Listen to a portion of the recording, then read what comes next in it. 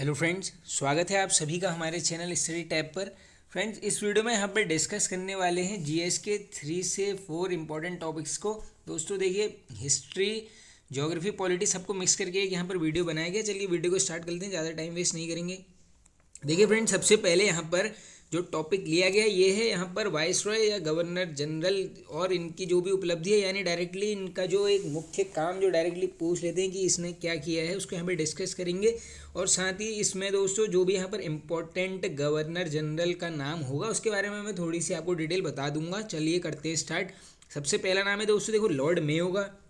इससे directly question बन जाएगा, आपसे ऐसे पूछेंगे कि वित्तीय विकेंद्रीकरण की नीति प्रारंभ किसने की, तो ये कौन करते हैं यहाँ पर, लॉर्ड मेयो। बिल्कुल याद करते हुए चलना दोस्तों। दूसरा है यहाँ पर वॉरेन हेस्टिंग्स, ये है काफ़ी इंपॉर्टेंट। देखो इसका मेन काम यहाँ पे लिखा है, डायरेक्टली पूछेंगे बंगाल में द्वैत शासन का अंत, ये कौन करता है, वॉरेन हेस्टिंग्स। अब देखो क्वेश्चन कैसे कैसे बनते हैं, ये है काफ़ी इंपॉर्टेंट। तो इसके लिए इस टाइप के क्वेश्चन बनते हैं। सबसे पहले इसका नोट कर लो, कार्यकाल। अब हेस्टिंग्स की बात चल रही है, ये था आपका 1774 से 85 तक, बिल्कुल इंपॉर्टेंट क्वेश्चन है। इसके अलावा अगर पूछेंगे कि दोस्तों कंपनी के अधीन प्रथम गवर्नर जनरल, यहाँ पर मैं लिख देता हूँ बस, कंपनी के अधीन प्रथम गवर्नर जनरल ये कौन था आपका यहाँ पर, वॉरेन हेस्टिंग्स। बिल्कुल इंपॉर्टेंट क्वेश्चन है, इसको नोट कर लेना।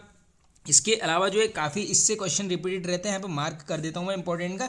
एक क्वेश्चन पूछते हैं दोस्तों यहाँ पर, इसने जो है यहाँ पर मुस्लिम शिक्षा के लिए अगर पूछेंगे आपसे, प्रथम मदरसा किसने स्थापित किया था मुस्लिम शिक्षा के लिए, ये था आपका वॉरेन हेस्टिंग्स। और ये जगह भी पूछते हैं कहाँ पर, ये था आपका कहाँ पर दोस्तों, ये था आपका कलकत्ता में स्थापित किया था ये मदरसा। बिल्कुल इंपॉर्टेंट क्वेश्चन है, बिल्कुल नोट कर लेना आप। अब इसके अलावा देखो दोस्तों, एक क्वेश्चन ये भी बनता है कि जो एक गीता के अंग्रेजी अनुवादकार थे, वो भी नाम पूछे थे। क्वेश्चन और लिख लो यहाँ पर, गीता के अंग्रेजी अनुवादकार कौन थे यहाँ पर, उनका नाम था विलियम विल्किंस। इसको आश्रय किसने प्रदान किया, ये काफ़ी बार रिपीटेड रहता है जीके में क्वेश्चन। इसको आश्रय किसको, विलियम विल्किंस को दिया था आपका वॉरेन हेस्टिंग्स ने। विलियम विल्किंस कौन है दोस्तों, जिसने यहाँ पर भगवत गीता का अंग्रेजी भाषा यानी इंग्लिश में अनुवाद किया है। अब देखो इसके अलावा कैसे कैसे क्वेश्चन बनते हैं, देखो इसके कार्यकाल में कुछ संधियां होती हैं जो एग्जाम में काफ़ी बार रिपीटेड रहती हैं। देखो दो हैं इंपॉर्टेंट, एक यहाँ पे लिख लीजिए सालबाई की संधि, दूसरी है आपकी यहाँ पर मंगलोर की संधि। दोनों की मैं डेट लिख दे रहा हूँ, ये होती है 1782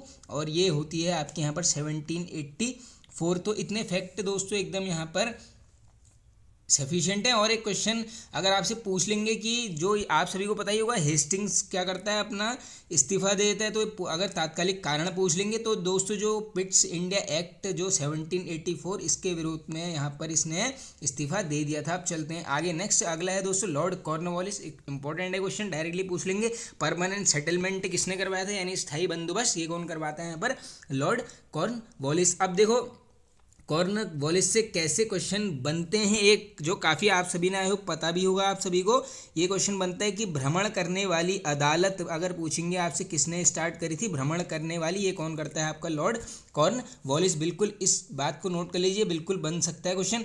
अब अगर इसके अलावा देखो एक क्वेश्चन पूछेंगे, अभी देखो जैसे स्थायी बंदोबस्त है दोस्तों, परमानेंट सेटलमेंट, इसका डायरेक्टली आपसे वर्ष भी पूछ सकते हैं कि ये कब होता है, ये होता है आपका 1793। बिल्कुल इंपॉर्टेंट क्वेश्चन है, इसको आप नोट कर लीजिए। और इसमें देखो दोस्तों एक और क्वेश्चन है, अगर ये पूछेंगे ये परमानेंट सेटलमेंट यानी स्थायी बंदोबस्त की योजना तैयार करने वाला कौन था, ये एकदम कन्फ्यूजिंग चीज़ है। योजना के क्वेश्चन योजना के केस में आपका आंसर होगा सर जॉन शोर। बिल्कुल ये नाम रट लेना बिल्कुल।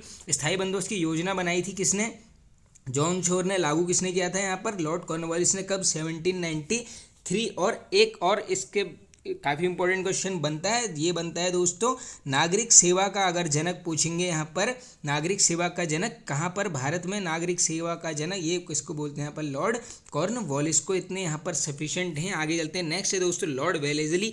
डायरेक्टली यही पूछेंगे आपसे, सहायक संधि किसके समय पर हुई थी, ये होती है आपकी लॉर्ड वेलेजली के टाइम पर। आगे चलते हैं, Lord William Bentinck, very very important है ये। देखो सती एवं ठगी प्रथा का अंत पूछेंगे, लॉर्ड विलियम बेंटिंग। सहयोग पूछ लेंगे तो आर राजा राम मोहन रॉय जी के सहयोग से यहाँ पर विलियम बेंटिंग द्वारा की जाती। अब देखो डायरेक्टली क्वेश्चन ये बनता है कि अगर पूछेंगे आपसे भारत का, अगर पूछ लेंगे प्रथम गवर्नर जनरल कौन था, तो यही है वो विलियम बेंटिंग। इसके अलावा देखो सती प्रथा को समाप्त किया है राजा राम मोहन रॉय के सहयोग से। सती प्रथा का डेट भी देख लो, 1829। बिल्कुल इंपॉर्टेंट क्वेश्चन है। और जो है ठगी प्रथा है क्रम से 1830 में 29 में क्या किया है, सती प्रथा को अंत किया है, और यहाँ पर 30 में कर दिया है क्या, ठगी प्रथा का अंत। अब देखो इसके अलावा कैसे कैसे क्वेश्चंस बन सकते हैं। देखो एक डायरेक्टली क्वेश्चन ये काफ़ी बार देखा है मैंने, हिस्ट्री में रिपीट रेट रहता है इससे कि बेंटिंग ने, आप सभी को पता होगा दोस्तों, मैसूर में अधिकार कर लिया था। तो बस ये डेट याद कर लो कब किया था, पूछेंगे तो ये करता है यहाँ पर 1831 में। काफ़ी इंपॉर्टेंट ये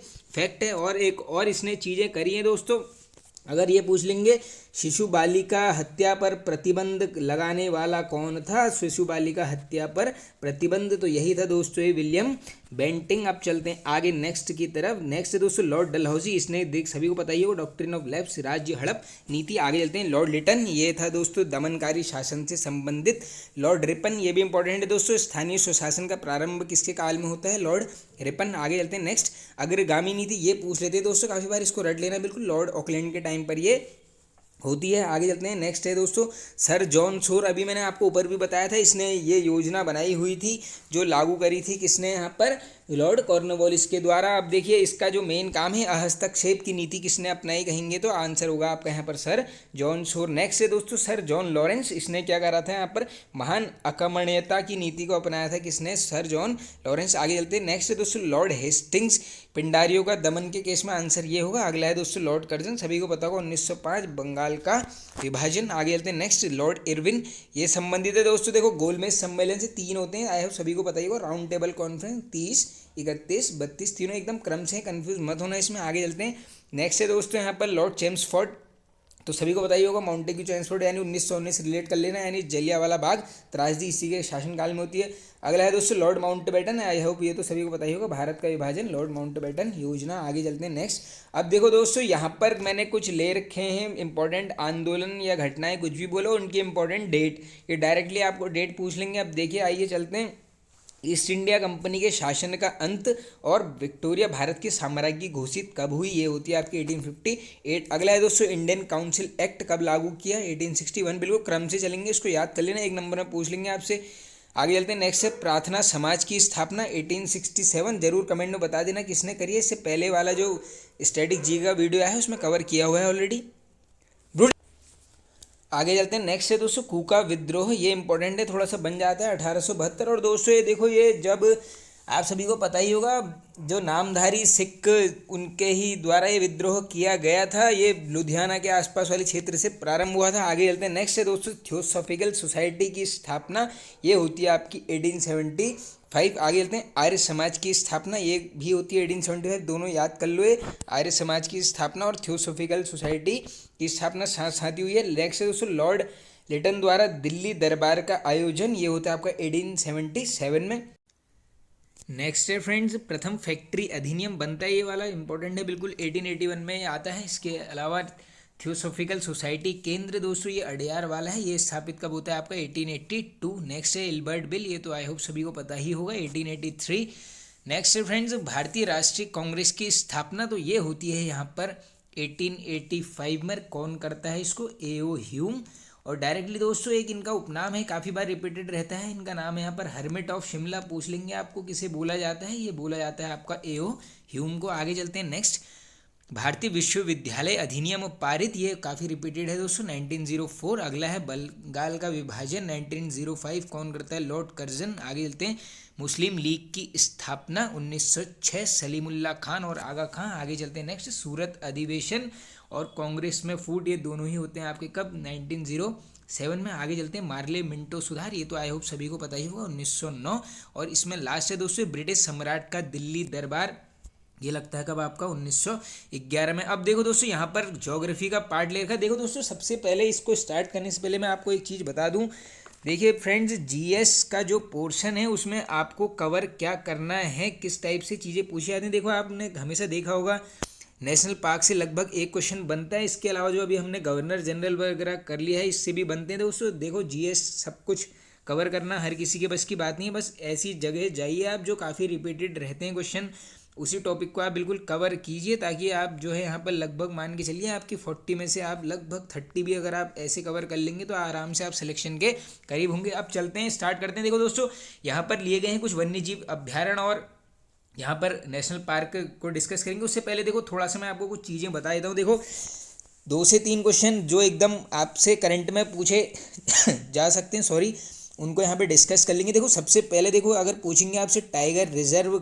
बना है, अभी सभी को पता है कहाँ पर, उत्तर प्रदेश में, नाम क्या है पूछेंगे तो ये है आपका रानीपुर टाइगर रिजर्व। नंबर पूछेंगे कौन सा है, ये है आपका 53rd टाइगर रिजर्व, कहाँ पर, उत्तर प्रदेश, ये नाम है आपका रानीपुर टाइगर रिजर्व। अब देखो इसके अलावा अगर आपसे पूछेंगे बताइए कि भारत में नेशनल पार्क की संख्या बताओ, ये है आपकी 106। इससे पहले कितनी थी दोस्तों, 104। अब मैं आपको बता देता हूँ दो। अब देखो करंट में ऐसे ही क्वेश्चन बनते हैं, दो बने हैं नेशनल पार्क, नए कहाँ पर बने हैं पूछेंगे तो दोनों ही हैं असम में। इनका नाम है, एक है दोस्तों यहाँ पर देहिंग पटकाई नेशनल पार्क, और इसके अलावा जो दूसरा है उसका नाम है आपका Raimona national park. Very very important, दोनों ही याद कर लो। देखो दोस्तों, देखो जब भी कोई भी इंडेंजर्ड स्पीच है, कोई भी ये नेशनल पार्क वगैरह बनता है तो यहाँ से क्वेश्चन बनते हैं। देखो टाइगर रिजर्व कहाँ पर बना है, रानीपुर में, उत्तर प्रदेश, 53rd नंबर का, और ये है आपका 106 बन गए हैं क्या टोटल नेशनल पार्क।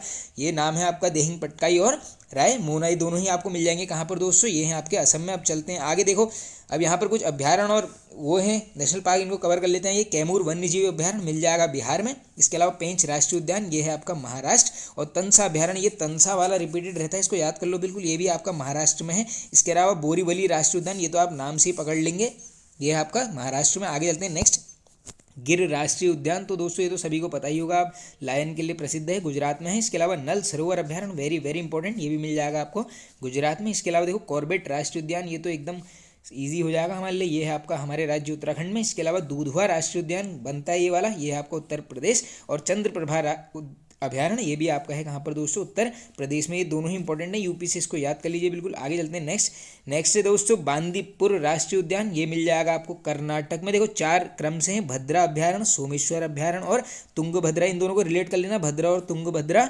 सोमेश्वर और बांदीपुर, ये चारों मिल जाएंगे आपको कहाँ पर, ये है आपके कर्नाटक में। अब आगे चलते हैं नेक्स्ट है दोस्तों पाखल वन्यजीव अभ्यारण्य और कावला वन्यजीव अभ्यारण्य, इसमें कावला वाला रिपीटेड रहता है, दोनों याद कर लो इकट्ठे क्रम से, तेलंगाना में है। आगे चलते हैं नेक्स्ट है दोस्तों मानस राष्ट्रीय उद्यान, ये कहाँ पर है आपका, असम में। इसके अलावा एक और है दोस्तों नामेरी, ये भी या नोट कर लो, यहाँ पर आया नहीं है, नामेरी पार्क पूछेंगे, ये भी आपका असम में। और काजीरंगा तो आई होप सभी को पता ही होगा, ये आपका है असम में। आगे चलते हैं नेक्स्ट। अब देखो 3 यहाँ पर राजस्थान से हैं, एक है घाना पक्षी विहार, रणथंभौर अभ्यारण्य, और एक कुंभलगढ़ अभ्यारण्य, ये कुंभलगढ़ वाला पूछा जाता है, ये तीनों ही मिल जाएंगे आपको राजस्थान में। आगे चलते हैं नेक्स्ट है दोस्तों अबोहर अभ्यारण्य, ये इंपॉर्टेंट है, बिल्कुल पूछा जा सकता है, ये है आपका पंजाब राज्य में। आगे चलते हैं, अब देखो 2 आ गए हैं यहाँ पर उड़ीसा से, इसका नाम है चिल्का अभ्यारण्य, बाकी चिल्का झील भी सभी को पता ही होगा, उड़ीसा में ही है ये। सिमलीपाल अभ्यारण्य, ये बनता है ये वाला, इसको याद कर लो बिल्कुल, सिमलीपाल और चिल्का दोनों मिल जाएंगे आपको उड़ीसा में। अब देखो यहाँ पर तमिलनाडु से हैं 3, आओ इनको भी फटाफट देख लेते हैं। वेदांत गल अभ्यारण्य, इंदिरा गांधी अभ्यारण्य, ये इंपॉर्टेंट है, इंदिरा गांधी वाला इसको पढ़ लो, और एक है दोस्तों मधुमलाई अभ्यारण्य, ये तीनों ही मिल जाएंगे आपको तमिलनाडु में। अब इसी में लास्ट है दोस्तों डम्फा अभ्यारण्य, वेरी वेरी इंपॉर्टेंट, ये मिल जाएगा आपको मिजोरम में। अब चलते हैं आगे। अब देखो दोस्तों यहाँ पर कुछ मैंने और ले रखे हैं ज्योग्राफी से, जो काफ़ी बार रिपीटेड रहते हैं, यहाँ से क्वेश्चन देखो। अब आइए इनको कवर कर लेते हैं। विश्व की सबसे चौड़ी जल संधि कौन सी है, वेरी वेरी इंपॉर्टेंट दोस्तों, ये है आपकी कौन सी, डेविस जल संधि। अब देखो दोस्तों एक क्वेश्चन यहाँ से डायरेक्टली ऐसे भी निकल कर आता है, पूछ लेंगे आपसे, ये जो डेविस जल संधि है कहाँ कहाँ पे है, मतलब किसको जोड़ रही है, तो देख लो आप, मैं लिख देता हूँ। एक ये जोड़ती है आपकी उत्तरी अटलांटिक महासागर, अगला है दोस्तों बैफिन द्वीप। अभी डायरेक्टली क्वेश्चन बनता है कि बताइए बैफिन द्वीप कहाँ पर है, ये हो जाएगा आपका कनाडा। इसके अलावा दोस्तों जो ग्रीनलैंड वाला भाग है, इन सबको ये जोड़ती है कौन सी, डेविस जल संधि। अब चलते हैं आगे। नेक्स्ट है कौन सी जल संधि अंतरराष्ट्रीय तिथि रेखा के समानांतर है, वेरी वेरी इंपॉर्टेंट क्वेश्चन, ये है आपकी दोस्तों कौन सी, बेरिंग जल संधि, बिल्कुल रट लो इसको, ज्योग्राफी में बन सकता है क्वेश्चन। आगे चलते हैं, बेरिंग जल संधि किन 2 स्थानों को अलग करती है, इंपॉर्टेंट है दोस्तों, तो ये करती है आपकी एशिया और उत्तरी अमेरिका को पृथक, डायरेक्टली पूछ लेंगे, ये नाम याद कर लो, बेरिंग जल संधि। आगे चलते हैं, होर्मुज़ जल संधि किन 2 देशों को अलग करती है, ये करती है आपके ईरान व ओमान को। आगे चलते हैं नेक्स्ट, टारस जल संधि किससे अलग करती है, तो दोस्तों ये किसको करती है, देखो ऑस्ट्रेलिया और पपुआ न्यू गिनी को। आगे चलते हैं, पाक जल संधि किन देशों को अलग करती है, बिल्कुल ईजी हो जाएगा तो आपके लिए, भारत और श्रीलंका। आगे चलते हैं, कौन सी जल संधि यूरोप को अफ्रीका से पृथक करती है, ये है काफ़ी इंपॉर्टेंट, ये है आपकी जिब्राल्टर जल संधि। आगे चलते हैं, जिब्राल्टर जल संधि किन देशों को अलग करती है, तो ये करती है आपकी देखो स्पेन और मोरक्को को, बिल्कुल याद कर लीजिए जिब्राल्टर, इससे बन जाता है क्वेश्चन। आगे चलते हैं, इंग्लिश चैनल कहाँ स्थित है, एकदम आसान है दोस्तों, इंग्लैंड और फ्रांस के बीच। अब ये वाला क्वेश्चन अलग टफ एकदम इंपॉर्टेंट है दोस्तों, 10 डिग्री चैनल किसे अलग करता है, ये करता है अंडमान को निकोबार से, बिल्कुल रट लेना, बनता है ये वाला क्वेश्चन। इसके अलावा अगर पूछेंगे आपसे ग्रेट चैनल किसे पृथक करता है, ये करेगा आपका ग्रेट निकोबार को सुमात्रा द्वीप से, ये वाला भी रिपीटेड रहता है क्वेश्चन। आगे चलते हैं, अंडमान सागर एवं दक्षिण चीन सागर को कौन सी जल संधि जोड़ती है? वेरी वेरी इंपॉर्टेंट दोस्तों, ये है आपकी मलक्का जल संधि। इसके अलावा लास्ट क्वेश्चन है आज के, लाल सागर एवं अरब सागर को कौन सी जल संधि जोड़ती है? ये रहता है काफ़ी रिपीटेड, इसका नाम है आपका बाब एल मंडप संधि। तो देखिए दोस्तों, ये वाला वीडियो यहाँ पर एंड होता है। आई होप आप सभी को पसंद आया होगा दोस्तों। पसंद आया तो एक लाइक कर दीजिए, कमेंट करके बताइए आपको वीडियो कैसा लगा। और भी दोस्तों देखो, जीएस में अगर कोई वीडियो चाहिए ऐसे ही मैं कंबाइन करके बना लूँगा, क्योंकि देखिए एग्जाम क्लोज है, एकदम टाइम कम है, तो ऐसे ही कवर करना पड़ेगा कि पॉलिटी, हिस्ट्री, ज्योग्राफी सबको मिक्स करके एक वीडियो रोज बनाई जाएगी। इसके अलावा देखो, चैनल पर नहीं तो सब्सक्राइब कर लीजिए दोस्तों, बेल आइकन को जरूर प्रेस कर लेना। Okay friends, thank you.